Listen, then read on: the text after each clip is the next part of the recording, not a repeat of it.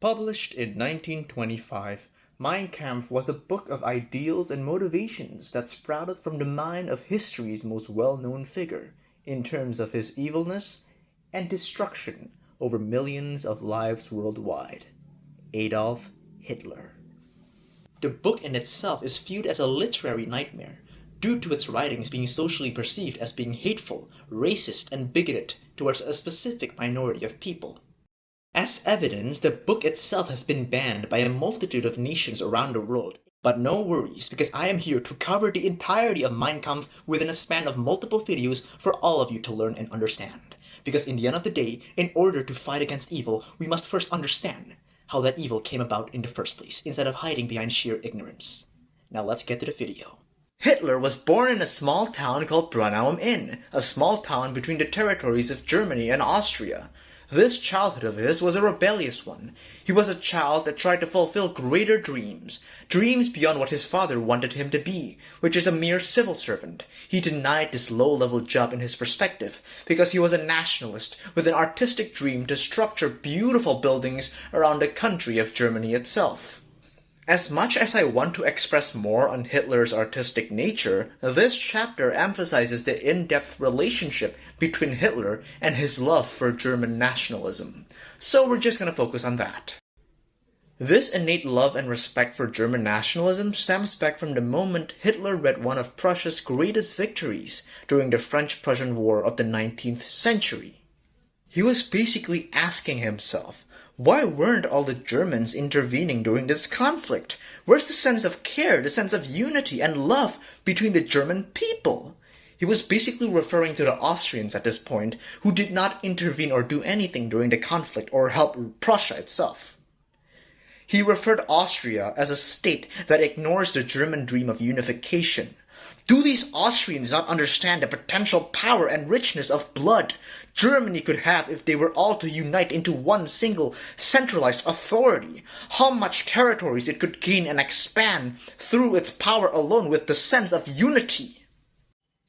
Hitler viewed German unity as an integral stepping stone to a greater Germany, where its sufficiency for war, expansionism, and development could be achieved significantly than ever before. That's why he criticized and even hated the Old Reich's inability to take Austria into account of that unity. If it weren't for this failure of a leadership, Germany's current youth could be raised more properly within the state, where they could live into a more better sense of solidarity and purpose to not deviate from their sole mission, which is to protect the Reich of the New.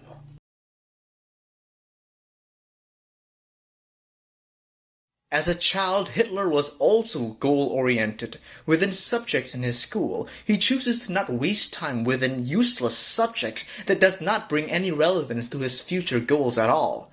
Instead, he solely focuses on what's necessary for his future interests.